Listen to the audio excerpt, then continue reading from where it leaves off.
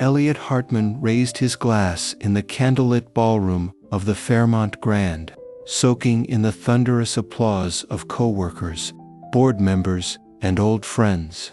After 36 years at Westlake Mutual, his retirement party was filled with laughter, speeches, and endless champagne.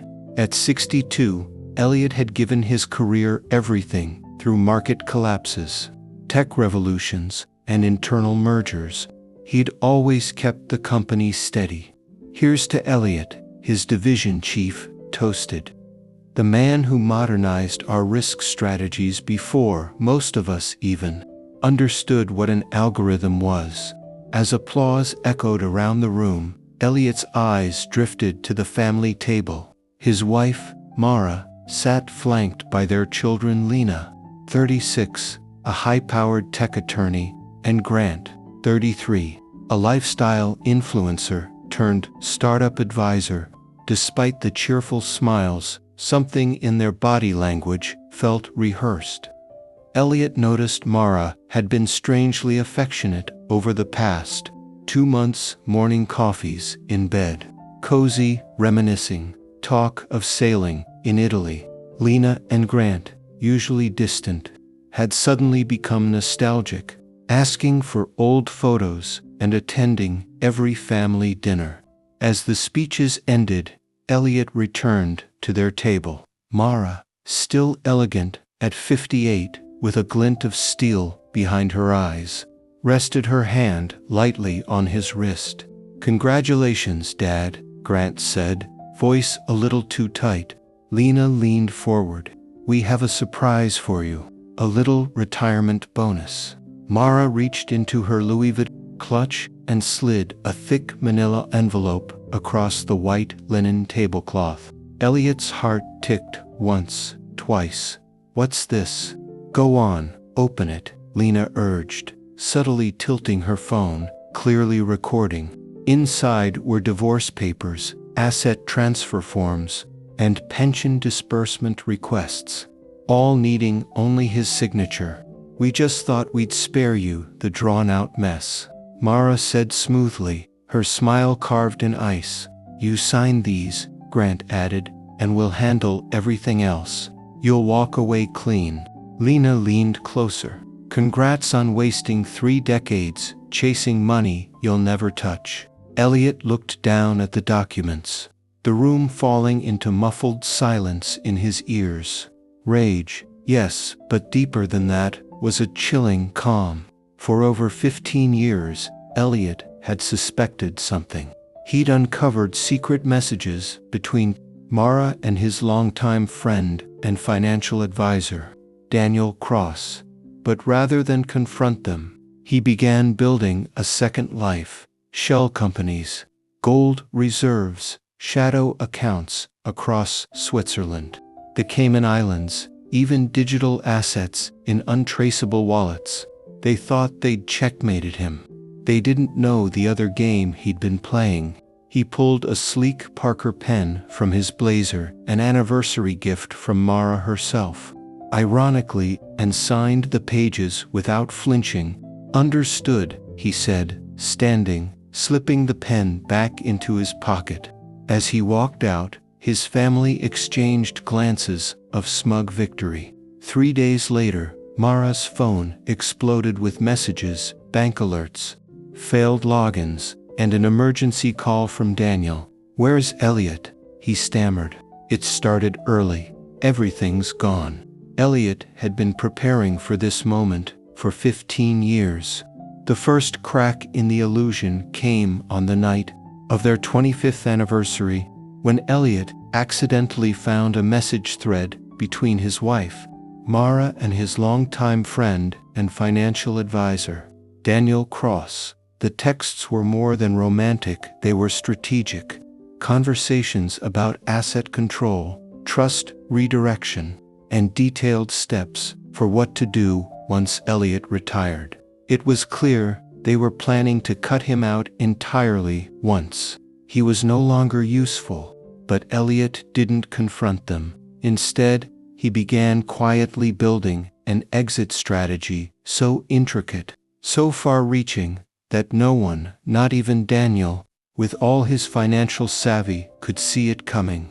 What his family never knew was that Elliot had a past before finance.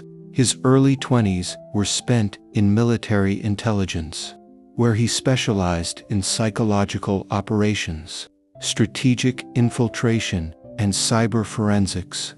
That past had been buried beneath decades of khakis and conference calls, but not forgotten. From a discreet apartment across the river, one of 7 properties owned via shell companies, Elliot activated the protocol he'd spent over a decade refining. Codename Black Rook.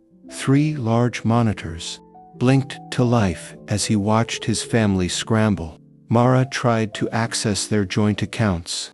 They were already drained. Grant contacted Elliot's former coworkers, but found his father's personnel file had been wiped from Westlake Mutual's system. Lena called in every favor she had with her legal network, but every attempt to locate her father met military-grade firewalls and sophisticated diversions. He can't just vanish. Mara snapped at Daniel as they sat in her kitchen, now cold with anxiety. Daniel looked worse for wear. Polished appearance had slipped into bloat and paranoia, a side effect of too many steakhouse lunches and an over-reliance on whiskey. "He's not a ghost," Mara insisted. "He's a boring banker." "No," Daniel muttered, reading a report on his tablet. "Your boring banker husband withdrew $10,000 from 20 different branches in the last 2 days. That's impossible." "That's 200 grand in untraceable cash," he replied. Then his phone buzzed again. He froze. "What now?" Mara demanded. Daniel's face turned ashen. "I've just been flagged for a federal audit. The SEC, someone submitted full documentation of discrepancies across my client portfolios, across town." Elliot allowed himself a rare, thin smile and pressed send on another encrypted email. This one, destined for Grant's employer, containing digital evidence of an embezzlement scheme used to cover his son's ballooning, gambling debts meticulously documented over the last 8 years. For Lena, Elliot had reserved something particularly tailored. He accessed his secure cloud vault and uploaded a set of files directly to the State Bar Association, emails and internal notes showing how Lena had knowingly withheld exculpatory evidence in 3 separate criminal cases in order to boost her conviction record. Within 48 hours, Grant was terminated and placed under investigation. Lena was summoned before an emergency ethics committee. Daniel Cross's office was raided by federal agents, and Mara, she discovered their mansion, supposedly paid off, was tied to a second mortgage she didn't know existed, and the payments were 3 months overdue. The family gathered in Mara's house, panicked, exhausted, and stunned. They'd received 43 frantic calls in 2 days, lawyers, banks, regulators, reporters, even distant friends. "This is Elliot's doing," Lena hissed, pacing furiously. "He's been planning this for years." "Ridiculous," Mara shot back, her hands trembling as she scrolled through emails. "He doesn't have the spine. He's not." "Then explain how our lives are falling apart in sync."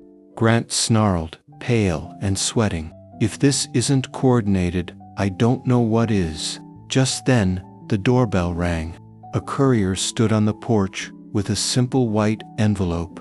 Inside was a single note, handwritten in Elliot's sharp, methodical print.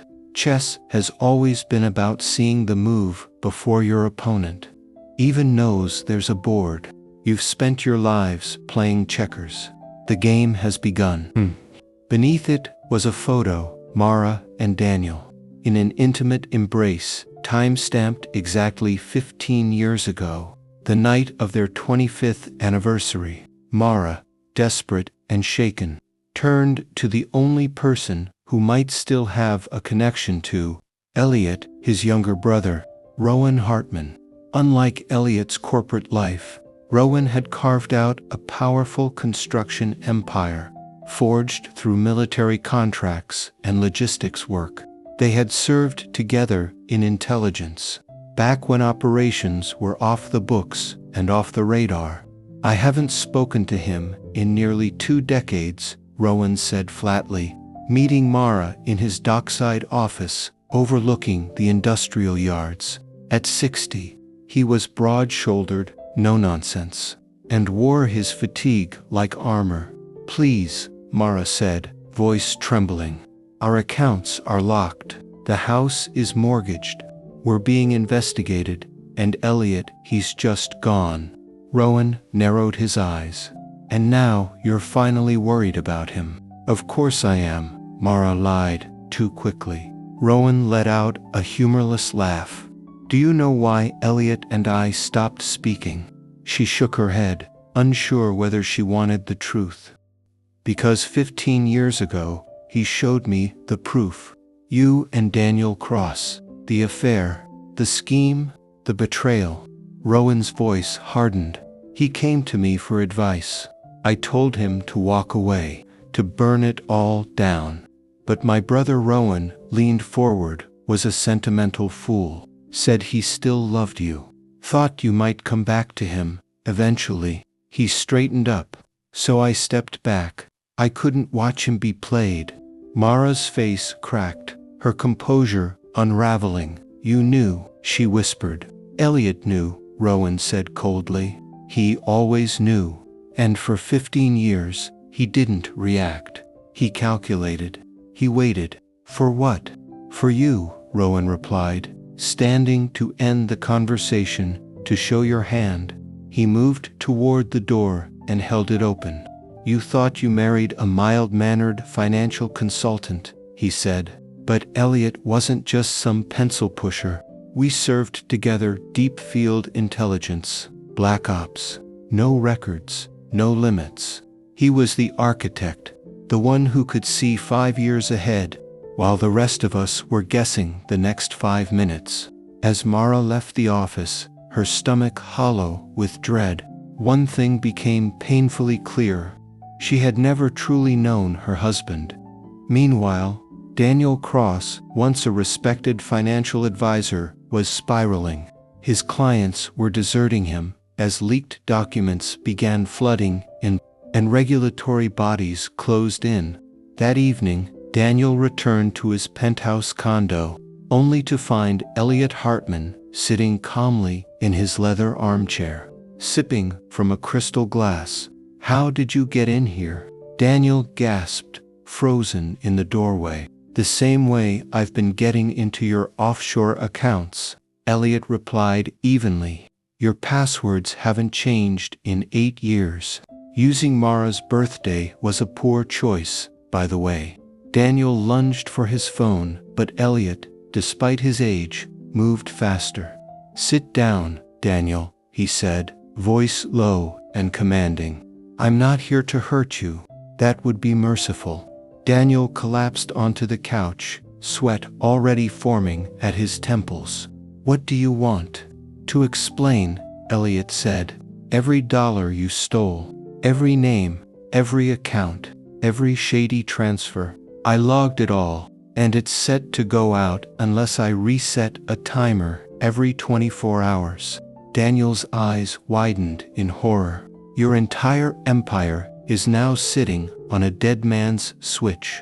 You're bluffing. Elliot smiled calmly, pulled out a phone, and played a recording. Daniel and Mara, years ago, whispering about how to access Elliot's pension.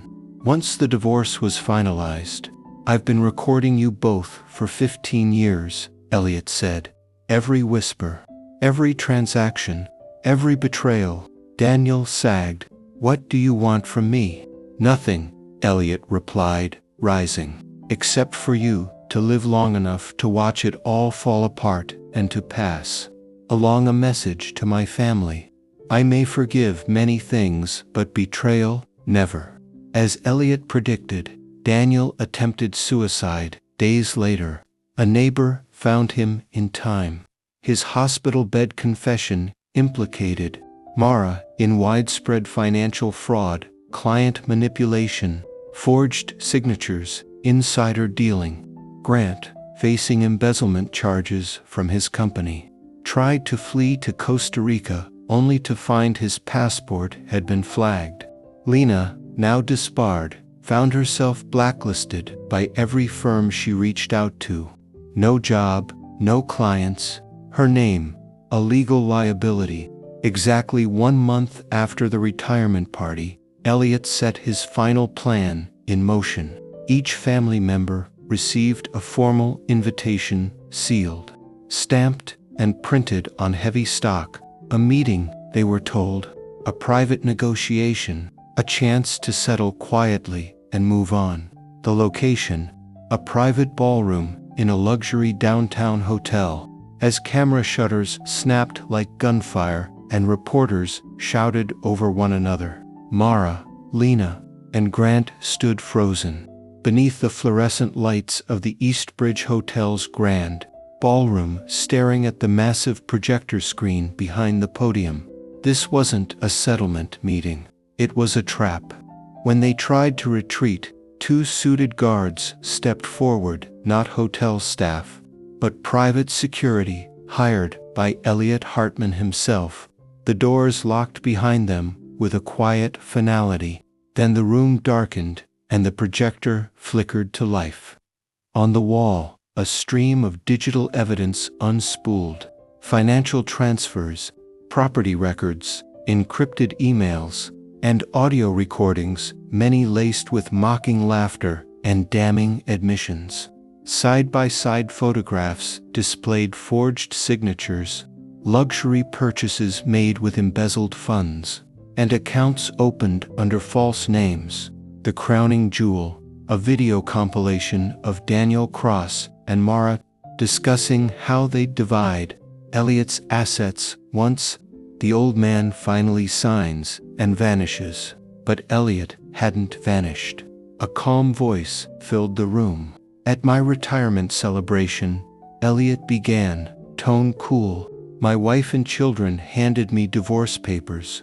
You get nothing, Mara told me. Congrats on 36 years of wasting your life. My daughter laughed. I smiled, signed the documents, and walked away.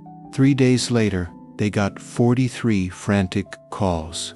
The audience of journalists and investigators watched, stunned. What my family didn't know was that I'd been preparing for this moment for 15 years.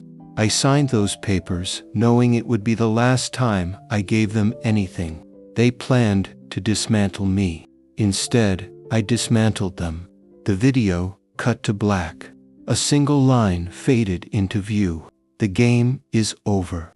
6 months later, somewhere in Bali, beneath a thatched canopy on a secluded beach, Elliot Hartman lounged in a linen shirt, sipping a cold gin and tonic as the sun dipped below the horizon. A tablet lay in his lap, its screen displaying headlines from back home. Mara Hartman, indicted on federal fraud charges. Trial to begin this fall. Grant Hartman, sentenced to 5 years after embezzlement plea deal. Former prosecutor Lena Hartman, permanently disbarred. Working at Portland Bistro under assumed name. Financial advisor Daniel Cross, cooperating with federal authorities following suicide attempt. The calm was broken only by the soft buzz of a secure phone, a number known to perhaps 3 people on Earth. Rowan Hartman's voice greeted him on the other end. They're facing sentencing next week, Rowan said. You coming back to see it? Elliot stood, walking barefoot toward the shoreline. No, he said. I've already given them too much of my life.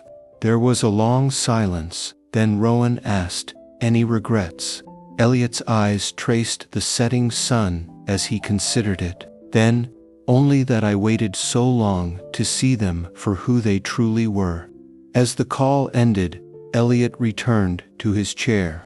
With a single tap, he deleted the final tracking software monitoring his former family's movements, the last link severed. He had dismantled their lives, piece by piece, the same way they'd tried to do to him. The game was over. Checkmate. He shut off his phone, tucked it into the sand, and walked quietly along the shoreline. The tide slowly rising behind him, erasing his footprints one by one.